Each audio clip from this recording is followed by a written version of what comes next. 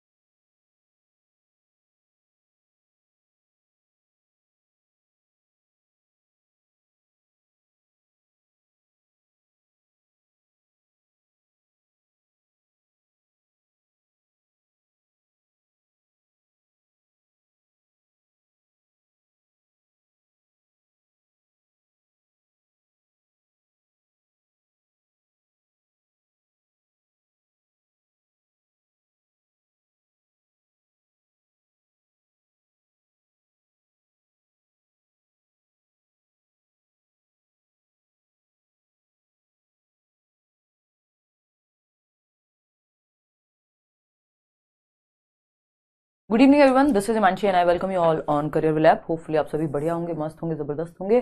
बात कुछ ऐसी है कि शादी में बुलाएंगे भैया, अमन बुला लेंगे।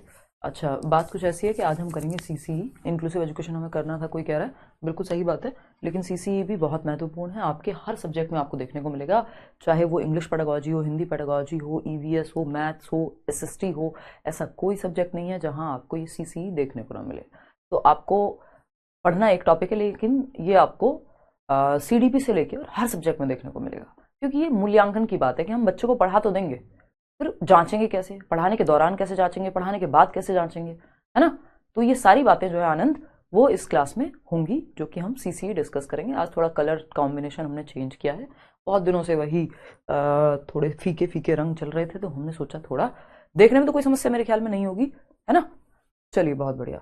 तो स्टार्ट करते हैं। कोई कह रहा है हम डर गए आज, क्यों डर गए भाई रुक्मिनी? देखिए, 2-3 ही टॉपिक आपके बचते हैं। अब 12 तारीख को आपका लास्ट सेशन होगा और 13 को मैराथन है, तो आप सारा कुछ आपका रिवीजन भी उसी में हो जाएगा। नोट सेक्शन में सारे नोट्स वगैरह आपको गिवन है ऑलरेडी, और अगली बार से एक साथ ही नोट्स देखिएगा एक बार। अभी आज हम सीसीई कर रहे हैं, कॉन्टिन्यूस एंड कॉम्प्रिहेंसिव इवेल्युएशन। कल हम इंक्लूसिव एजुकेशन करेंगे, है ना। कल हम क्या करेंगे? इंक्लूसिव एजुकेशन करेंगे।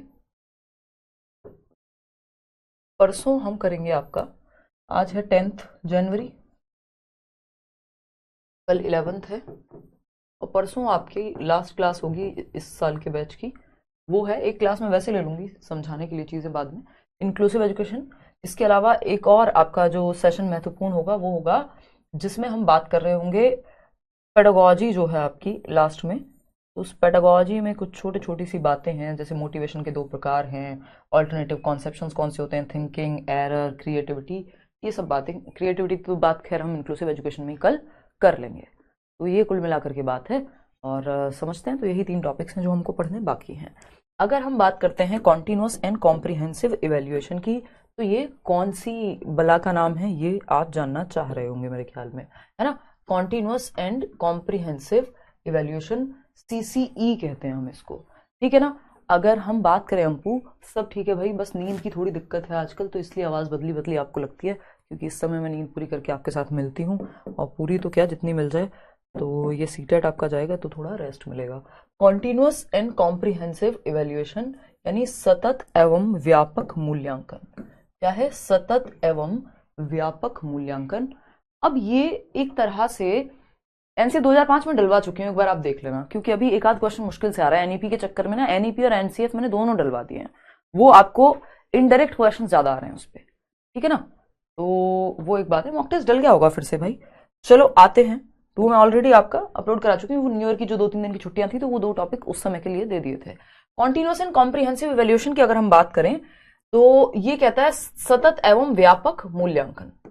सतत एवं, कॉन्टिन्यूअस का मतलब है सतत यानी लगातार चलने वाला, कॉन्टिन्यूटी में।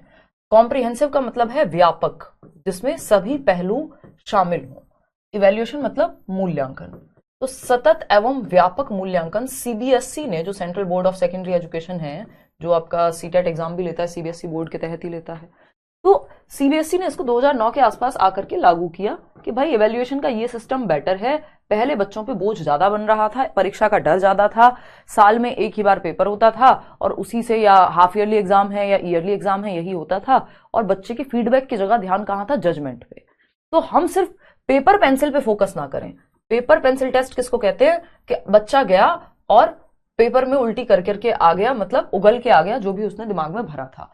पेपर पेंसिल टेस्ट, या हम सिर्फ एकेडमिक एबिलिटीज को जांच रहे थे।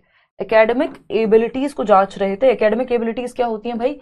एकेडमिक एबिलिटीज होती हैं बस लिखना, पढ़ना, याद रखना, सिर्फ बच्चे के संज्ञान, उसके दिमाग जिसमें थिंकिंग, रीजनिंग, प्रॉब्लम सॉल्विंग, इन सब पे ध्यान था। बच्चे को सभी पहलुओं में हम नहीं जांच रहे थे या नहीं जांच पा रहे थे। तो इन ऑल एस्पेक्ट्स, सभी पहलुओं में हम जांच पाए, इसके नोट्स ऑलरेडी आपके पास हैं, सभी पहलुओं में हम बच्चे को जांच पाए, उसकी एबिलिटीज क्या है, उसकी वीकनेस क्या है, उसकी स्ट्रेंथ क्या है, ये सब हम जान पाए। इसलिए इस नए सिस्टम को लाया गया था। हालांकि अब तो ये भी पुराना हो गया है, इसको भी रिप्लेस करने की बातें चल रही हैं, बट अभी आपके सिलेबस में है तो आपको पढ़ना है। अगली बार से जहां तक सिलेबस भी चेंज हो जाएगा। तो वीकनेस एंड स्ट्रेंथ की जब हम बात कर रहे हैं, यानी कमजोरी और ताकत की जब हम बात कर रहे हैं, तो बच्चे की वो पता लग पाए कि वो किस एरिया में बेहतर कर सकता है। इतनी बात ठीक है। सभी पहलुओं को हम जांचें, बच्चे के सिर्फ दिमाग को ना जांचें, हम उसके दिल को भी जांचें। हम उसके, यानी हमारे 3 एस्पेक्ट होते हैं जिसको हम कैप बोल देते हैं, CAP, कैप। ये ब्लूम्स टेक्सोनॉमी में भी ये बात कही गई है और आपकी नेशनल एजुकेशन पॉलिसी भी कहती है कि चहुमुखी विकास की बात कीजिए। कॉग्निटिव, कैप मतलब C for cognitive, A for affective, है ना, और P फॉर साइकोमोटर। अब ये 3 पहलू हैं हमारे सीखने के, या हमारे दिमाग के, या हमारे एग्जिस्टेंस के। संज्ञान यानी दिमाग से जुड़ी हुई बात, बच्चे के दिमाग से जुड़ी हुई बात, आपने उसको याद करवा लिया, आपने उससे क्वेश्चंस पूछ लिए, पढ़ाई लिखाई जो भी काम हो रहा है पेन पेपर से रिलेटेड, वो कॉग्निटिव में है, यानी बच्चे के हेड से, यानी उसके दिमाग से संबंधित है। तो जब हम बच्चे के दिमाग से जोड़ करके एग्जाम्पल देते हैं, वो अच्छे से इसको समझ पाता है। फिर आता है अफेक्टिव डोमेन। ये 3 पक्ष हैं। अफेक्टिव डोमेन क्या है? संवेगात्मक पक्ष। संवेगात्मक पक्ष क्या होता है भाई? संवेगात्मक पक्ष है बच्चे की फीलिंग्स से संबंधित, यानी बच्चे के इमोशंस को हम ध्यान में रख पा रहे हैं या नहीं रख पा रहे हैं। इसको कोनेटिव एस्पेक्ट, इसको नहीं कहते, साइकोमोटर को कहते हैं। यानी बच्चा महसूस करे, आपके एग्जाम्पल्स ऐसे हों कि उसके दिल पे लगे, उसके जीवन से जुड़े, ताकि वो याद रख पाए, उन चीजों को समझ पाए। तो हेड की बात यहां कर ली थी, हार्ट की बात यहां कर रहे हैं। अब हैंड की बात भी करेंगे। साइकोमोटर बोले तो गत्यात्मक, यानी गति हो रही है, जिसमें शारीरिक एक्टिविटीज हो रही है। मोटर वर्ड जहां आ जाए, मान लीजिए कुछ ना कुछ गतिक क्रिया वहां हो रही होगी, जैसे मोटर डेवलपमेंट में हमने पढ़ा है। तो गत्यात्मक पक्ष की जब हम बात कर रहे हैं यहाँ पे, तो गत्यात्मक पक्ष में क्या आता है भाई? गत्यात्मक पक्ष में आता है व्यवहार का करना पक्ष, यानी फीलिंग्स नहीं, यहाँ पे एक्टिविटी। यहाँ पे एक्टिविटी या doing aspect of your behaviour, जिसमें आप कुछ एक्टिविटी फिजिकली कर रहे हैं, या हम कह सकते हैं हैंड, यानी जो महात्मा गांधी ने भी जिसकी बात की है, हैंड, हार्ट और हेड की शिक्षा। हेड क्या है? दिमाग से संबंधित संज्ञान का एस्पेक्ट, जिसमें हम, जो बच्चे का थिंकिंग पार्ट है, अगर पूछ ले थिंकिंग एस्पेक्ट किससे संबंधित है, तो आपको पता होना चाहिए कॉग्निशन से। और कॉग्निशन में तो सैकड़ों चीजें हैं, इतनी थियरीज हम इस पे पढ़ चुके हैं, प्याजे की, वाइगोस्की की, ठीक है ना। तो अगर हम बात करते हैं यहाँ पे, तो कॉग्निटिव क्या है? संज्ञान, जिसमें आप सोचने पे मजबूर हो। जब हम जेंडर पढ़ रहे थे, मैंने आपको सोचने पे मजबूर जरूर किया होगा, है ना, कि भाई ऐसा क्यों है। या अभी कल परसों हम बात कर रहे थे, तो सोचने पे मजबूर बहुत बार ऐसा होता है कि मैं करती हूं, ऐसे सवाल आपके सामने छोड़ती हूं जो कई लोगों को लगता होगा यार ये बात क्यों कर रहे हैं हम, लेकिन आपकी थिंकिंग जो है वो जागृत हो। ठीक, तो कॉग्निटिव एस्पेक्ट यानी थिंकिंग, व्यवहार के चिंतन पक्ष से संबंधित है। अफेक्टिव क्या है? फीलिंग्स से। बच्चे को ऐसे एग्जांपल्स आप दीजिए जो उसके जीवन से जुड़े, उसके इमोशंस से आप जुड़ पाए। तीसरा क्या है? साइकोमोटर, फिजिकल एक्टिविटी भी आप किसी चीज में करा सकते हैं, यानी उसका हैंड या व्यवहार का करना पक्ष, डूइंग पार्ट है साइकोमोटर। थिंकिंग पक्ष कॉग्निटिव, अफेक्टिव है फीलिंग पक्ष। तो ये तीनों जो है वो हमें जोड़ करके पढ़ाना होता है और इन तीनों का ही आकलन भी कर पाए हम, यानी पढ़ाएं भी और बाद में जब टेस्ट करने की बात आए तो तीनों पहलुओं को ही हम जोड़ पाए, ना कि सिर्फ pen paper test cognitive domain की बात करता है। तो सिर्फ पेन पेपर टेस्ट ना लें, सीबीएसई ने ये देखा कि नीड है कि हम पेन पेपर के अलावा बाकी पहलुओं को भी देखें। तो हम होलिस्टिक डेवलपमेंट की बात करें बच्चे के, किसकी बात करें? होलिस्टिक डेवलपमेंट की बात करें, यानी कि होलिस्टिक असेसमेंट की बात करें, होलिस्टिक डेवलपमेंट को जांचा जा सके, है ना। होलिस्टिक क्या होता है? सर्वांगीण विकास, जिसमें विकास के सभी पहलू हैं, है ना। सर्वांगीण विकास पे फोकस कर सकें। तो बच्चे को अभी हम बात कर रहे हैं इस समय भी, जो आपकी एनईपी है, नेशनल एजुकेशन पॉलिसी, वो कह रही है कि चहुमुखी रूप से आप बच्चे को जांचिए, जिसको होलिस्टिक असेसमेंट या 360 डिग्री असेसमेंट कह रहे हैं। 360 डिग्री का असेसमेंट, 360 डिग्री एंगल समझा है, पूरा घूम करके आ जाता है। तो 360 डिग्री असेसमेंट होना चाहिए, यानी बच्चे के हर पहलू का, यानी उसके दिमाग का भी, उसके दिल का भी, उसकी फिजिकल एक्टिविटीज भी, जो भी उसमें क्षमताएं हैं। जरूरी नहीं है हर बच्चा मैथ्स में ही अच्छा होगा या एकेडमिक सब्जेक्ट्स में ही अच्छा होगा। वो किस में अच्छा हो सकता है? वो स्पोर्ट्स में भी अच्छा हो सकता है, वो म्यूजिक में भी अच्छा हो सकता है। तो हमें 360 डिग्री असेसमेंट करना है। 360 डिग्री असेसमेंट क्या है? 360 डिग्री आकलन। इसमें 3 प्रकार के आकलन शामिल होते हैं, ये आपको अभी समझ लेना चाहिए। कि एक तो बच्चा क्या करे? सेल्फ असेसमेंट, बच्चा खुद का आकलन खुद कर पाए, है ना।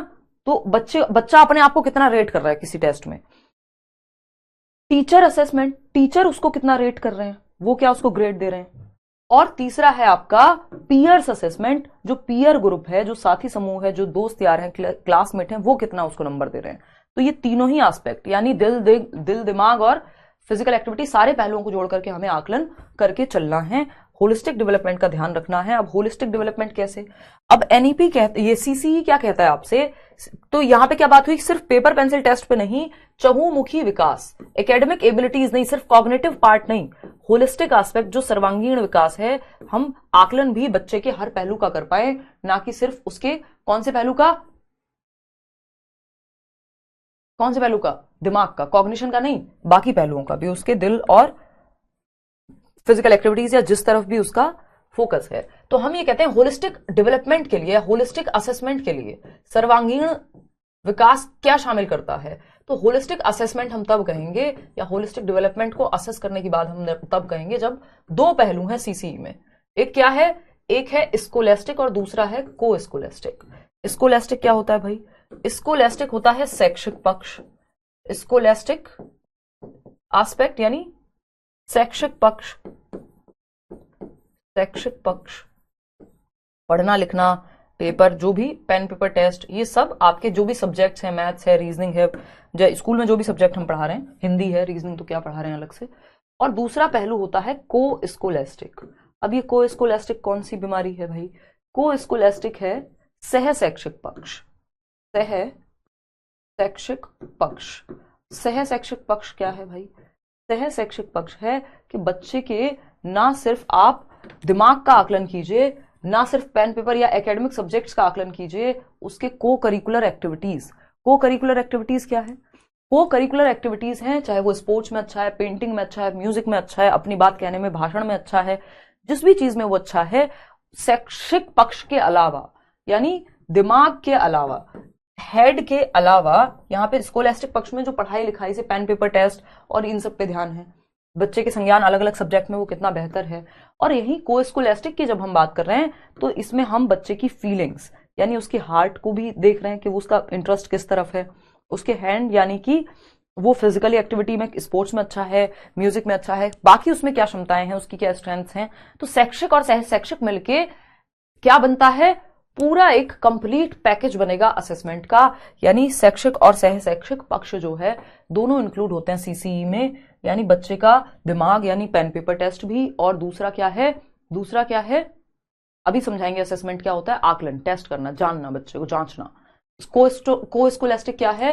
कि शैक्षिक पहलुओं के साथ साथ वो को करिकुलर एक्टिविटीज में कितना बेहतर है। ठीक, तो सीसीई एक तो साल भर, यानी साल के अंत में मत लो आप टेस्ट, साल भर बच्चे को सतत रूप में जांच रहे हैं, जब वो पढ़ लिख रहा है तब भी पता कर रहे हैं, फीडबैक मिल रहा है। और कॉम्प्रिहेंसिव का मतलब है व्यापक, जिसमें व्यापक का मतलब क्या होता है? यही स्कोलेस्टिक प्लस को स्कोलेस्टिक बराबर कॉम्प्रिहेंसिव, यानी जिसमें शैक्षिक और सह शैक्षिक दोनों पक्ष आए, वो व्यापक, यानी बच्चे के हर पहलू को जांचिए और कॉन्टिन्यूटी में समय समय पे एफए लेते रहिए, क्लास टेस्ट लेते रहिए, एक्टिविटी कराते रहिए, जिससे फीडबैक मिलता रहे। तो सीसीई का अपने आप में मतलब ही है सतत एवं व्यापक मूल्यांकन का, कि साल भर मूल्यांकन चल रहा है, सिर्फ साल के अंत में नहीं, यानी सतत रूप में, कभी एफए, कभी एक्टिविटी, कभी कुछ। फिर अगर हम बात करते हैं किस चीज की, फिर अगर हम बात करते हैं कॉम्प्रिहेंसिव इवैल्यूएशन की, तो व्यापक मूल्यांकन का मतलब है जिसमें सारे पक्ष आ जाएं, ऑल एस्पेक्ट्स, होलिस्टिक आकलन, उसको व्यापक कह रहे हैं हम, ठीक है ना, जिसमें स्कोलास्टिक भी है और को स्कोलास्टिक भी है, करिकुलर और को करिकुलर दोनों एक्टिविटीज शामिल हैं। चलिए अब आते हैं, जानते हैं ये कॉन्टिन्यूअस एंड कॉम्प्रिहेंसिव इवैल्यूएशन जो है, जिसकी बात हम कर चुके हैं। आपको पता है इसमें कॉन्टिन्यूअस का मतलब है लगातार चलने वाले आकलन से साल भर, कॉम्प्रिहेंसिव का मतलब है कि सभी पहलुओं में आकलन, सभी पहलुओं में आकलन, स्कोलास्टिक और को स्कोलास्टिक दोनों ही पहलुओं में आकलन। अब हमें जानना है कि ये असेसमेंट का, इवैल्यूएशन का एक सिस्टम है। अब हमें जानना है असेसमेंट क्या है, यानी आकलन क्या है, ठीक है जी। तो आकलन क्या है ये समझते हैं, फटाफट से देखेंगे व्हाट इज असेसमेंट, यानी आकलन क्या है। अगर हम आकलन की बात करते हैं तो आकलन एक हिस्सा है इवैल्यूएशन का, इसका इवैल्यूएशन का एक हिस्सा है आकलन। असेसमेंट क्या है, असेसमेंट को आकलन कहते हैं और इवैल्यूएशन को मूल्यांकन कहते हैं, ठीक। तो असेसमेंट यानी आकलन क्या है, इसको समझते हैं by definition. Assessment is a process of collecting, reviewing and using data, यानी आप डेटा कलेक्ट कर रहे हैं, बच्चे को कितना आता है उसको ऑब्जर्व कर रहे हैं, डेली बेसिस पे जांच रहे हैं, रिव्यू कर रहे हैं, वो कितना प्रोग्रेस उसने किया, सारा डेटा आप रिकॉर्ड कर रहे हैं, ठीक है, for the purpose of improvement in the learning process. तो असेसमेंट क्या है, आकलन सीखने की प्रक्रिया में सुधार के उद्देश्य से सूचना एकत्र करने, समीक्षा करने और उपयोग करने की एक प्रक्रिया है। यानी आपका उद्देश्य क्या है कि बच्चे में सुधार हो और कितना बेहतर हम उसको बना सकते हैं, उसके लिए जो हम डेटा रिकॉर्ड कर रहे हैं, उसके लिए जो डेटा क्या है, बच्चे का टेस्ट हो सकता है, बच्चे की कोई एक्टिविटी में परफॉर्मेंस, वो डिबेट के लिए गया कहीं पे, उसने कैसा कॉम्पीट किया, कहां उसकी वीकनेस है, क्या स्ट्रेंथ है, सारा डेटा, फील्ड ट्रिप्स, एक्टिविटी जो भी करा करके आप बच्चे से डेटा ले रहे हैं, आपको पता लग रहा है कि बच्चा कैसा सीख रहा है, फीडबैक के लिए जब आप उसको रख रहे हैं, है ना, तो कलेक्ट कर रहे हैं डेटा, रिव्यू कर रहे हैं, यूज कर रहे हैं, किस पर्पस के लिए, improvement in the learning process, feedback in the learning process, यानी बेहतर कैसे कर सकते हैं हम अधिगम प्रक्रिया को, ना कि सिर्फ नंबर देने को। तो असेसमेंट एक पहलू है जिसमें हम डेटा रिकॉर्ड करते हैं, जांचते हैं, रखते हैं सब कुछ, किस पर्पस के लिए, इंप्रूवमेंट हो ताकि लर्निंग प्रोसेस में। What is measurement and evaluation. अब हमने असेसमेंट जांच लिया कि भाई आप डेटा को रख रहे हैं ताकि आप बेहतर तरीके से फीडबैक दे पाए, जांच पाए बच्चा किधर है और कैसे लर्निंग को इंप्रूव कराया जा सकता है, टीचर कौन से मेथड्स का इस्तेमाल करे ताकि बेहतर हो सके लर्निंग। अब पूछ रहे हैं मेजरमेंट क्या है। मेजरमेंट एक टर्म है जिसको मापन कहते हैं। मापन देखिए वो एस्पेक्ट है जिसका सही सही मापना जिसका संभव है। मेजरमेंट अपने नाम से ही बताता है जिसको क्वांटिफाई किया जा सके, क्वांटिफिएबल यूनिट्स में मापा जा सके जिस चीज को, ये क्या होता है, क्वांटिफिएबल होता है, यानी मापने योग्य है। जैसे कितने परसेंट नंबर आए इसको मापा जा सकता है, क्या है, मापने योग्य है। लेकिन बच्चा पहले से बेहतर अपने इमोशनली, अब वो लड़ाई झगड़ा नहीं करता, इस चीज को मापा नहीं जाएगा, इसको असेस किया जाएगा। तो आकलन जरूरी नहीं हमेशा नंबर्स में हो, नंबर्स मतलब आपको प्रॉपर डेटा आकलन का मिले कि इतने परसेंट, लेकिन मेजरमेंट में आप माप सकते हैं, जैसे ग्रोथ को आप माप सकते हैं, तो यहाँ पे मेजरिंग यूनिट्स में मेजरमेंट किया जाता है, इतने परसेंट नंबर, इतना स्कोर। लेकिन असेसमेंट में, आकलन में बहुत सारी चीजें ऐसी होंगी जिनको आप समझ सकते हैं, जरूरी नहीं आप उस पर नंबर दे पाए। इवैल्यूएशन इन दोनों के फादर हैं, यानी मतलब क्या हुआ इस बात का, मतलब ये हुआ कि मेजरमेंट और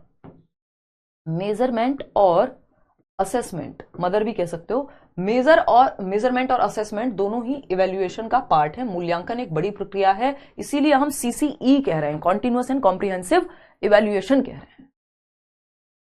टीचिंग मेथड अलग से नहीं आता भाई, है ना, टीचिंग मेथड अलग से नहीं आता। जो चाइल्ड सेंटर्ड आपका अप्रोच है जो हमने पढ़ा है उसी में वो चीज कवर हो जाती है, अलग से कोई आपको ना लेक्चर मेथड पढ़ना है ना कुछ और, है ना। देखो एक बार अगर हम बात करते हैं, मॉक टेस्ट में 26 आ रहे हैं, कोई दिक्कत नहीं, वजह बढ़िया है।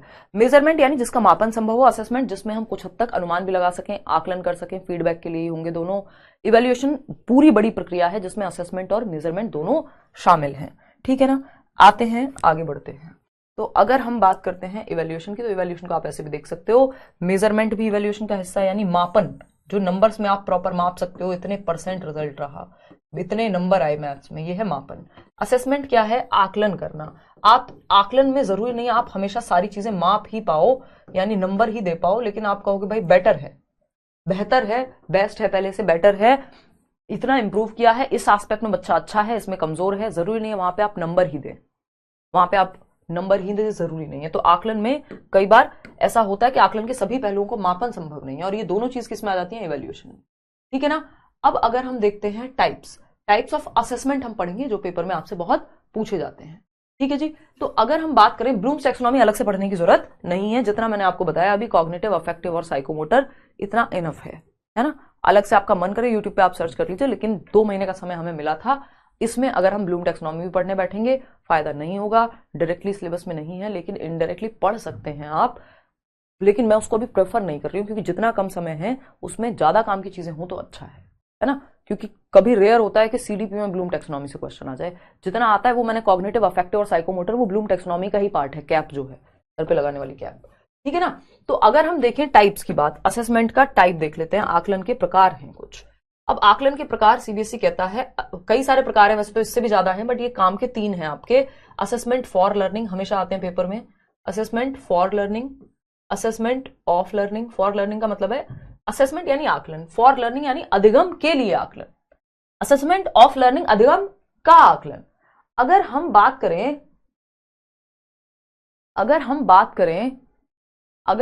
करें थर्ड की, तो वो है असेसमेंट एज लर्निंग यानी अधिगम के साथ आकलन, अधिगम के साथ आकलन। बिल्कुल हो जाएगा, 30 में से 30 भी आ जाएंगे जितना पढ़ा है उससे, अंजनी है ना, टेंशन ना लो, बस वो अच्छे से पढ़ा है कि नहीं पढ़ा वो मैटर करेगा। ठीक है ना। रामलाल धन्यवाद कह रहे हैं, आपने बहुत अच्छा पढ़ाया। असेसमेंट फिर भी मैंने जल्दीबाजी नहीं की है, इनफ लेक्चर्स आपके रहे, इवन वीओडी भी मिला है आपको। ठीक है ना। तो चलिए धन्यवाद आयशा। तो असेसमेंट फॉर लर्निंग क्या, ध्यान से पढ़िएगा, 1 नंबर का क्वेश्चन जरूर मिलेगा इससे। असेसमेंट फॉर लर्निंग यानी अधिगम के लिए आकलन, यानी आप आकलन कर रहे हैं, जांच रहे हैं, किस चीज के लिए? सीखने के लिए, अधिगम के लिए, लर्निंग के लिए। यानी जब लर्निंग हो रही है, during the process of teaching learning, जब लर्निंग हो रही है तो आप असेस कर रहे हैं बच्चे को। अभी मैं आपसे लास्ट में क्वेश्चन कराऊं इस सेशन के, या बीच में क्वेश्चन पूछूं और आप जवाब दें, और मैं आपको कहूं कि जब यूट्यूब पे आप पोल में जवाब देते हैं तो वो आपकी कोई फाइनल मार्कशीट नहीं बन रही हो उन नंबर्स से, कि आपने यहां पे क्लास में गलत कर दिया कोई क्वेश्चन तो आपकी फाइनल सीटेट की मार्कशीट में वो लिख जाएगा, ऐसा नहीं है। जब आप पढ़ रहे हैं और उस समय ड्यूरिंग टीचिंग लर्निंग प्रोसेस जो टीचर है वो असेस करने की कोशिश करे आपको, यानी टीचिंग लर्निंग प्रोसेस, टीएल मतलब टीचिंग लर्निंग प्रोसेस के दौरान, और ये जब आपका आकलन हो रहा है, टेस्ट हो रहा है, तो आप समझ जाइए असेसमेंट फॉर लर्निंग है। इसको फीडबैक के लिए भी कह सकते हैं आप, कि टीचर को क्या मिलता है? फीडबैक मिलता है कि बच्चे कैसे सीख रहे हैं, उनको मेथड्स में अपने क्या इंप्रूवमेंट की जरूरत है ना, क्या स्ट्रेंथ्स हैं, क्या वीकनेसेस हैं, तो ये स्ट्रेंथ वीकनेस का भी पता लगता है, और मेथड्स में कहां इंप्रूवमेंट की जरूरत है। इसलिए सीखने के लिए आकलन होता है कि बच्चों को दिक्कत कहां है, उसको दोबारा से अच्छे से समझाया जा सके। असेसमेंट ऑफ लर्निंग क्या है? जब आप सीटेट का फाइनल एग्जाम देने जाएंगे, अधिगम का आकलन यानी सीख लिया है, अब उसका आकलन, यहां सीखना चल रहा है, अधिगम के लिए आकलन, इसलिए ड्यूरिंग द प्रोसेस है। ऑफ लर्निंग है जब आप फाइनल एग्जाम देते हैं, जब आपका सीटेट में खुशबू क्या आएगा? एक फाइनल स्कोर आएगा, जब आप पेपर देके आएंगे उसको बदला नहीं जा सकता है ना, या तो आप पास होंगे या तो आप फेल होंगे, तो वो है एसए। फेल तो क्यों ही होंगे अगर आप ठीक से पढ़ रहे हैं। तो एसए मतलब समेटिव असेसमेंट। समेटिव असेसमेंट क्या होता है? समेटिव असेसमेंट होता है जो ईयर एंड या टर्म एंड पे हो, अभी मैं इसको भी बताऊंगी, है ना। ये जजमेंट के लिए ज्यादा होता है। असेसमेंट एज लर्निंग, एज का मतलब सीखने के साथ आकलन, जैसे जैसे सीख रहे हैं वैसे वैसे आकलन भी हो रहा है। तो ये आप खुद का आकलन भी कर सकते हैं कि भाई मुझे कितना आता है मॉक टेस्ट दे करके, या फिर आपका दोस्त आपका आकलन करे, पीयर असेसमेंट। ठीक है ना। तो सेल्फ असेसमेंट, पीयर असेसमेंट, ये भी हो सकता है। हाँ, बाईटी पे हुई क्लास आज। ठीक है। अगर हम बात करें तरन्नुम, अगर हम बात करें यहां पे, तो ये 3 प्रकार के आकलन हैं। इससे पहले एक चीज हम फिर से समझेंगे, क्या है वो? समेटिव और summative assessment. Summative assessment, summative assessment यानी योगात्मक मूल्यांकन, या इधर हम लिखेंगे फॉर्मेटिव असेसमेंट को, इजी रहेगा समझना। फॉर्मेटिव असेसमेंट, कोई जल्दी नहीं है, तसल्ली से समझ रहे हैं। फॉर्मेटिव असेसमेंट, और क्या है साथ में? Summative assessment. समेटिव असेसमेंट यानी योगात्मक मूल्यांकन। ठीक है। समेटिव का मतलब है योगात्मक मूल्यांकन, योगात्मक आकलन या योगात्मक मूल्यांकन, जो आपका मन करे आप लिख सकते हैं यहाँ पे, क्योंकि असेसमेंट भी इवैल्यूएशन का ही हिस्सा होता है। ठीक। फॉर्मेटिव को कहते हैं रचनात्मक आकलन, रचनात्मक आकलन। ठीक है, आकलन। इतनी बात क्लियर है? कोई दिक्कत परेशानी दर्द समस्या? अगर हम बात करें, टेंशन ना लो, मैं आज लास्ट में आपको सारी समस्याओं का हल दे दूंगी। ये लोग जो हिंदी पेडागोजी के लिए परेशान हो रहे हैं, है ना, बिल्कुल हो गए प्रियंका। तो अगर हम बात करें फॉर्मेटिव असेसमेंट की, जिसको हम FA कहते हैं, FA एग्जाम होते हैं ना, FA1, FA2, FA3, है ना, वो क्लास टेस्ट वगैरह भी होते हैं, तो ये सब असेसमेंट इसमें हो जाते हैं फॉर्मेटिव असेसमेंट में। आपको पता है, ये पहले पूछ लेता था, आजकल तो नहीं, कि 40% वेटेज जो है FA की होती है, क्योंकि 10-10% के आपके जो वो फॉर्मेटिव असेसमेंट होते रहते हैं, FA चलते रहते हैं स्कूल में। अभी ये भी रिप्लेस हो गए, बट अभी तक हम यही पढ़ रहे हैं, सिलेबस में है, क्योंकि 40% इनकी वेटेज है। जब हम SA की बात कर रहे हैं, सबमिटिव असेसमेंट की, जो हाफ ईयरली और ईयरली यानी टर्म एंड एग्जाम जो है, उनकी वेटेज है 60%। ये 4 बार FA1, FA2, FA3 होकर के, और FA4 10-10% की वेटेज रखते हैं। तो FA की वेटेज क्या है पूरे साल में? 40%, और 60% है SA की। ठीक है जी। तो अगर हम बात करें निकिता, देखेंगे इस पे, अगर हम बात करें यहाँ पे, तो फॉर्मेटिव असेसमेंट होता है फीडबैक के लिए। फीडबैक के लिए तो हालांकि ये भी है, लेकिन हम जनरली जब इसमें डिफरेंस ढूंढते हैं तो इसको हम कहते हैं जजमेंट के लिए, कि इतने % मार्क्स आए आपके, है ना, आपको आता कितना है, एक स्टैंडर्ड के अगेंस्ट, एक पैमाने के अगेंस्ट कितने % आपको आता है, 90 नंबर आए कि नहीं आए सीटेट में। यहां हम देखते हैं, अच्छा 70 नंबर आ रहे हैं, भाई क्यों आ रहे हैं, गलती कहां है, देखते हैं, दोबारा से सीखते हैं। ठीक है ना, क्लियर है? तो ये फीडबैक के लिए होगा, वो जजमेंट के लिए होगा। अब यहां पे एक और चीज है, ये एक्टिविटी बेस्ड होता है। यहाँ पे जितनी भी एक्टिविटीज हैं, जब भी आपको पेपर में दिखे कोई फील्ड ट्रिप पे गई है टीचर लेकर के बच्चों को, उसके बाद क्वेश्चन पूछ रही हैं, कोई एक्टिविटी करा रही हैं, सब आप समझ जाओ, जो भी पेन पेपर टेस्ट के अलावा जो भी हो रहा है वो फॉर्मेटिव असेसमेंट का पार्ट है। अगर पेन पेपर टेस्ट की बात करें, पेपर पेंसिल टेस्ट या पेन पेपर टेस्ट जिसको हम कहते हैं, यानी जब पेपर पे और पेंसिल पे जो है पेन पेपर टेस्ट या पेंसिल पेपर टेस्ट भी कह देते हैं, तो आप समझ जाओ कि वो पेपर टेस्ट, जैसे आपका yearly, half yearly, term and exam जो है, क्विज वगैरह सब इसमें जाएंगे, जो भी एक्टिविटी के लिए होता है, क्विज है, क्लास टेस्ट है ना, कोई फील्ड ट्रिप है, सब फॉर्मेटिव असेसमेंट।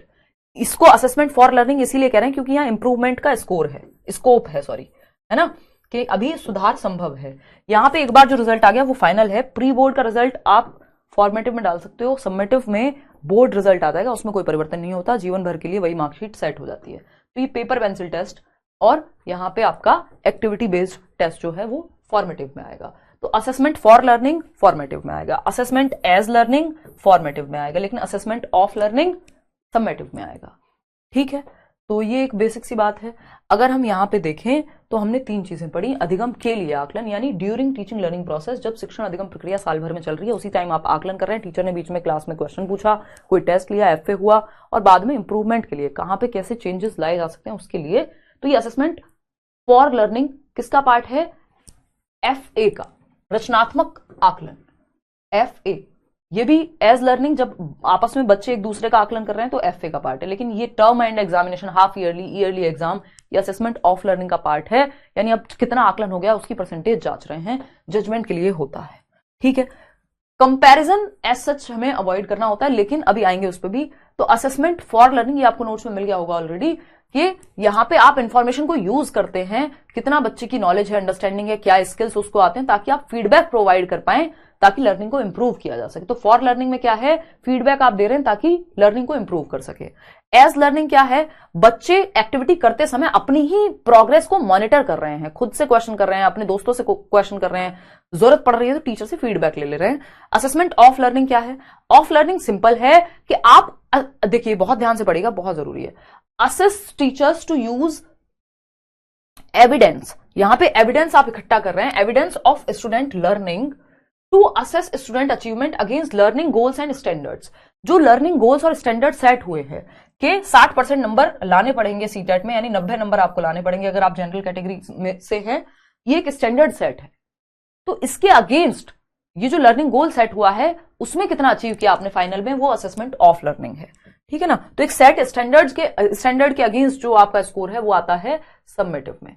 ठीक है, आते हैं वापस से आते हैं, समझते हैं कुछ और चीजों को। देखिएगा, यहाँ पे एक तरफ है फॉर्मेटिव इवेल्युएशन और दूसरी तरफ है फॉर्मेटिव असेसमेंट और दूसरी तरफ है समेटिव, रचनात्मक और क्या है योगात्मक मूल्यांकन। ये रचनात्मक क्या हेल्प करता है, help students to learn and practise. अभी यहाँ पे इंप्रूवमेंट संभव है, कब होता है ये, थ्रू आउट द कोर्स, साल भर during the teaching learning process चलता रहेगा। वही अगर हम सबमिटिव की बात कर रहे हैं तो ये कब होता है भाई, at the end of the instructional period, यानी टर्म एंड पे, ईयरली या हाफ ईयरली, तब होगा ये। ठीक है, ये during the teaching learning process formative चल रहा था। फिर आता है क्यों लेते हैं भाई फॉर्मेटिव असेसमेंट, आइडेंटिफाई कर सकें गैप्स को, कमी कहां रह गई सीखने में, इंप्रूव कैसे कर सकते हैं, उसके लिए फॉर्मेटिव असेसमेंट होता है। समेटिव किसके लिए होता है, एविडेंस कलेक्ट करने के लिए कि बच्चे की नॉलेज कितनी है, उसकी स्किल कितनी, कितनी प्रोफिशिएंसी है, यानी पारंगत कितना है, उसका अचीवमेंट लेवल कितना है, ये जांचते हैं समेटिव में। अब कैसे होता है ये फॉर्मेटिव, फॉर्मेटिव होता है via approaches that support specific student needs, चाहे वो एक्टिविटीज हो, चाहे वो फील्ड ट्रिप हो, चाहे कोई और तरीका हो, जिसमें भी एक्टिविटी हो रही है, क्विज है, वो सब चला जाएगा फॉर्मेटिव में। अब समेटिव कैसे होता है, वाया एग्जिट लर्निंग प्रोडक्ट्स और अ क्यूमुलेटिव असेसमेंट। साल भर आपने जोड़ा, बाद में एक परसेंटेज निकाल करके दे दी, या एंड में एक एग्जाम ले लिया, वो है आपका समेटिव असेसमेंट। क्यूमुलेटिव का मतलब होता है साल भर संग्रहित किया आपने।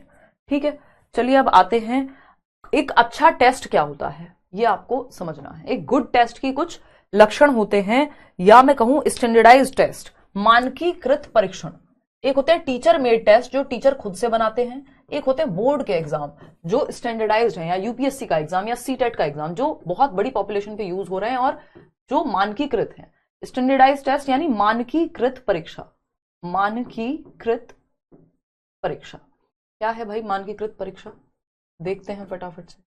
अब हम मानकीकृत परीक्षा की जब हम बात कर रहे हैं तो इसके मुख्य रूप से 3 गुण होते हैं, वैसे तो बहुत गुण आपको मिल जाएंगे।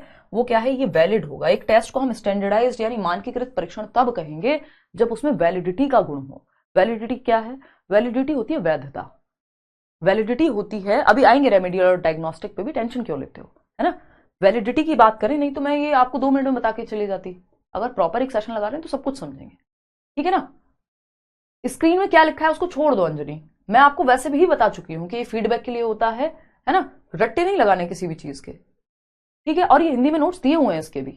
वैलिडिटी की अगर हम बात करें तो वैधता, ठीक, वैधता क्या है, अगली बार से हिंदी का एक नोट्स और एक इंग्लिश का बस 2 नोट्स रखेंगे, अलग अलग पीडीएफ देना ही बंद कर देंगे और साथ में पीएनजी, ताकि कंफ्यूजन ही ना रहे। इतने नोट्स हो जाते हैं, कई लोग परेशान हो जाते हैं, ठीक है ना। तबियत बेहतर है फैजा। वैधता, वैलिडिटी यानी एक गुण होना चाहिए वैलिडिटी का, वैध होना चाहिए वो टेस्ट। मतलब क्या है, does test measure what it is suppose to measure, यानी आप जिस पर्पस के लिए टेस्ट ले रहे हैं, आपका पर्पस था बच्चे की भाषिक क्षमता को जांचना। ऐसा तो नहीं है गणित के सवाल दे दिए जब लैंग्वेज का पेपर है तो वो वैध नहीं बचेगा फिर। यानी सीटेट का एग्जाम किसके लिए होता है, सीटेट का एग्जाम होता है आपका टीचर्स की एलिजिबिलिटी जानने के लिए, आपकी पेडागोजिकल स्किल कितनी है, आपने जो पढ़ा है बीएड वगैरह में, अपने डीएलएड में, बीटीसी में, वो कुछ काम का है कि नहीं, आपको आता है कि नहीं आता, आप बच्चे को डील कर लेंगे या नहीं करेंगे। पेडागोजी को जांचने के लिए, टीचर्स एलिजिबिलिटी जांचने के लिए, शिक्षक क्या कहेंगे पात्रता जानने के लिए। लेकिन अगर सीटेट के एग्जाम में शिक्षक पात्रता से संबंधित पेडागोजिकल क्वेश्चन आ रहे हैं तो समझ में आ रहा है, लेकिन सीटेट के पेपर में अगर यूपीएससी के क्वेश्चन आने लगे, अगर इंजीनियरिंग के क्वेश्चन आने लगे, इसका मतलब क्या हो जाएगा, वो पेपर वैलिड नहीं बचेगा, वैध नहीं बचेगा।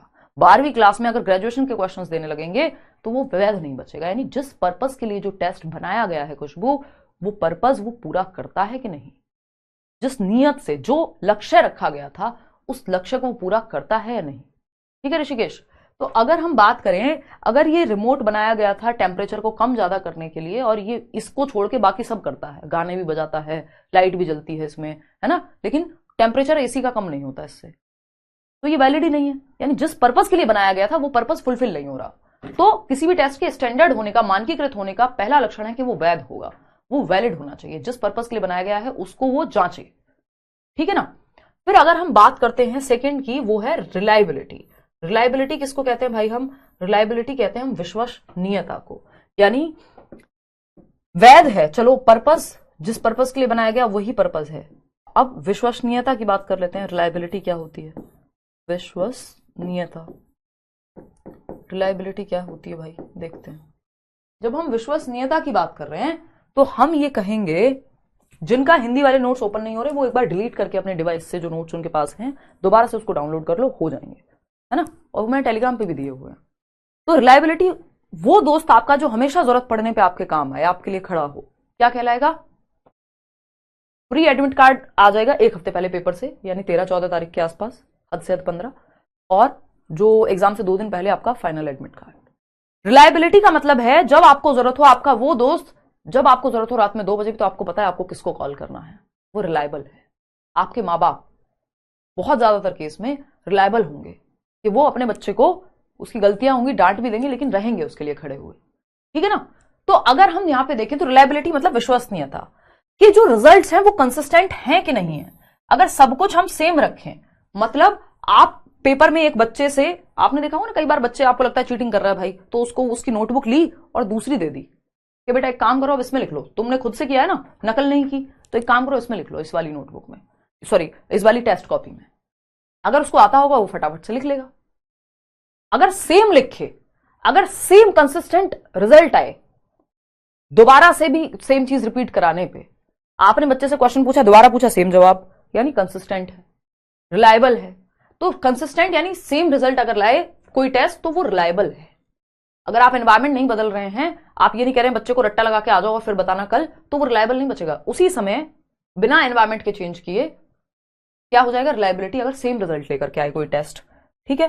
फिर आता है ऑब्जेक्टिविटी, ये भी इंपॉर्टेंट है। ऑब्जेक्टिविटी कहते हैं हम किसको? वस्तुनिष्ठता को, वस्तुनिष्ठता को। अब वस्तुनिष्ठता कौन सी खेत की मूली है भाई, इसको भी समझते हैं, ठीक है। मैं लास्ट में जब रिवाइज कराऊंगी टेंशन खत्म हो जाएगी, कई लोगों के ऊपर से जा रही हैं चीजें, क्योंकि ये थोड़ा सा फैक्चुअल हो जाता है ये वाला टॉपिक, और टाइम लगता है, इसको मल्टीपल रिवीजन लगते हैं। वस्तुनिष्ठता क्या है? ऑब्जेक्टिविटी। ऑब्जेक्टिविटी होती है, एक गुण है ये भी एक अच्छे टेस्ट का, कैन 2 और मोर पीपल, यानी क्या 2 या 2 से अधिक लोग, 2 या 2 से अधिक examiner administer the test to the same group and get similar results, यानी कि 2 या 2 से अधिक एग्जामिनर्स या एडमिनिस्ट्रेटर्स जो हैं वो टेस्ट लेते हैं सेम ग्रुप का और रिजल्ट सेम आता है।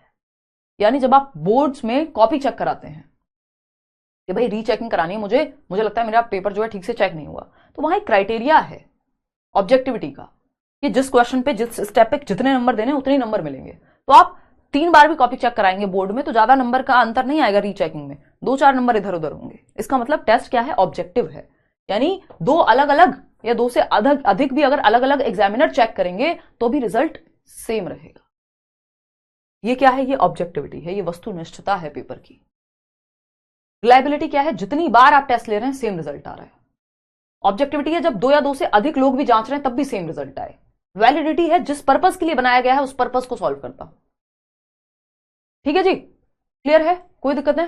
कोई दिक्कत नहीं है? समझ आ रहा है? सुवर्णा कह रही है, चलिए बहुत बढ़िया। हाँ देखिए, आपका स्टैंडर्डाइज टेस्ट, अब एक होता है टीचर मेड टेस्ट या मॉक टेस्ट, बहुत सारी वेबसाइट पे आपको मिल जाएंगे। ज्यादातर केस में संभावना होती है कि वो अपनी मर्जी से कुछ भी बना देते हैं, या तो बहुत मुश्किल बना देंगे या बिल्कुल आसान बना देंगे, या टेढ़े मेढ़े क्वेश्चन डाल देंगे जो आते भी नहीं है, या थोड़ा बहुत आसपास का रहेगा, यानी वो स्टैंडर्ड टेस्ट नहीं है। लेकिन जब आप प्रीवियस ईयर पेपर लगाते हैं तो वो स्टैंडर्ड टेस्ट है। वो क्या है? स्टैंडर्ड टेस्ट है। वो उसी पैटर्न पे, अगर आप पैसेज भी सॉल्व कर रहे हैं तो आपको पता है कि वो उसी पैटर्न पे, हाँ विद द सेम चाइल्ड, यहां पे सेम बच्चा है, आपने 2 बार भी उसको कॉपी दी, सेम वो लिख करके लेके आ पा रहा है, यानी वो टेस्ट जो है सेम चीज निकलवा के ला पा रहा है। ठीक है ना? चलिए खैर, तो ये एक बेसिक बात हुई। स्टैंडर्डाइज टेस्ट के 3 मुख्य गुण होंगे। वैलिडिटी, और भी गुण होते हैं लेकिन ये इंपॉर्टेंट है। वैलिडिटी यानी वैधता, जिस पर्पस के लिए बना है उसको सॉल्व करे। रिलायबिलिटी यानी रिजल्ट कंसिस्टेंट रहे, चाहे आप 2 बार दें वो कॉपी, 3 बार दें, सेम रिजल्ट प्रोड्यूस कर पाए बच्चा। ऑब्जेक्टिविटी है वस्तुनिष्ठता, 2 या 2 से अधिक एग्जामिनर भी अगर पेपर चेक कर रहे हैं तो सेम रिजल्ट आए, तो उस टेस्ट को स्टैंडर्डाइज टेस्ट कहा जाएगा। अब स्टैंडर्डाइज टेस्ट के 2 प्रकार हैं, ये आपके सामने भी है। स्टैंडर्डाइज टेस्ट के 2 प्रकार हैं, norm reference test and criterion reference test. ठीक है, हाँ जैसे वाइवा में भी होता है। ये सब कैसे याद करें? रिवीजन से और थोड़ा सा समझ करके कि पूछा क्या जा रहा है।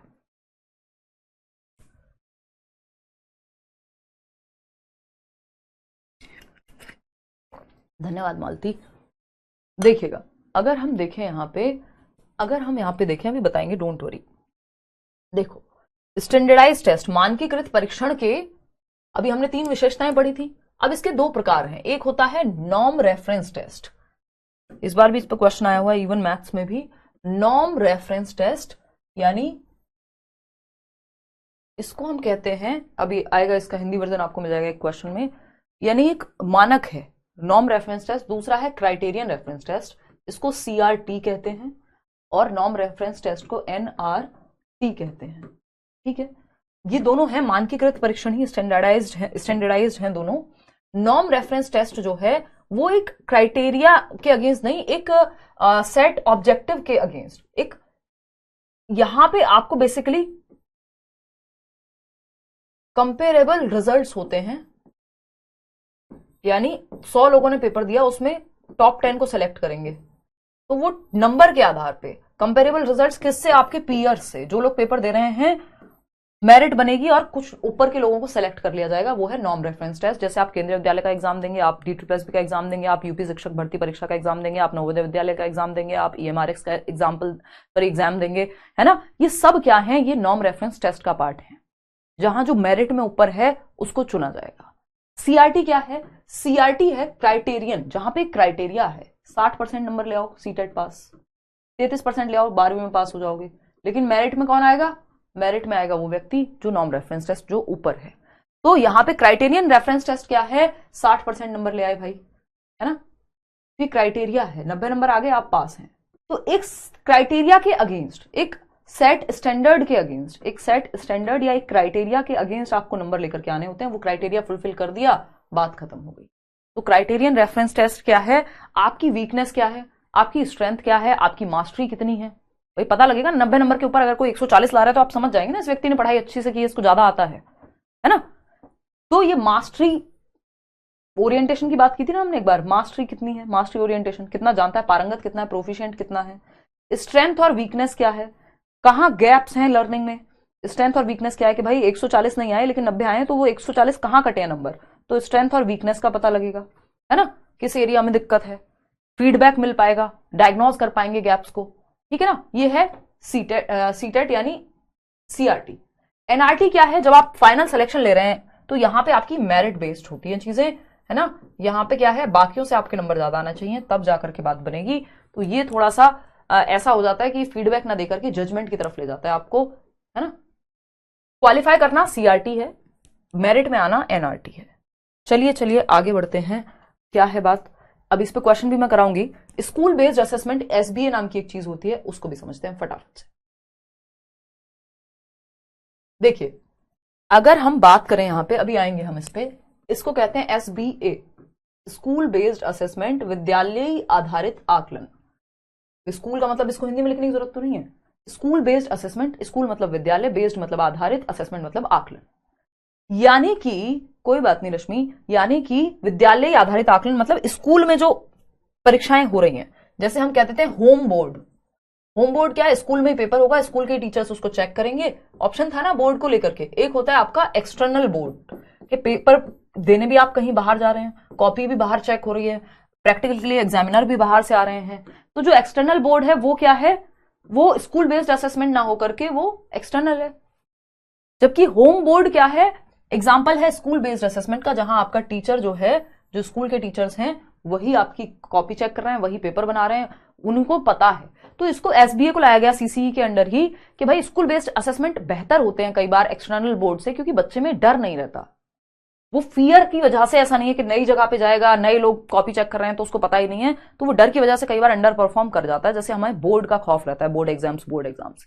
लेकिन स्कूल बेस्ड असेसमेंट जब विद्यालय के ही टीचर आकलन करेंगे तो उनको पता होगा हमारे बच्चे की वीकनेस कौन सी है। उसके साथ साल में मान लीजिए किसी बच्चे के पेरेंट की डेथ हो गई, अनफॉर्चुनेटली मगर हो गई, ठीक, या कोई और घटना घट गई उसके साथ, तो आपके जो स्कूल में टीचर है जो साल भर आपको देखता है, वो डेली ऑब्जर्व भी करेगा, आपको आपकी वीकनेस का भी पता होगा, आपकी स्ट्रेंथ का भी पता होगा, तो वो आपको बेहतर आपकी समस्याओं को जान पाएगा।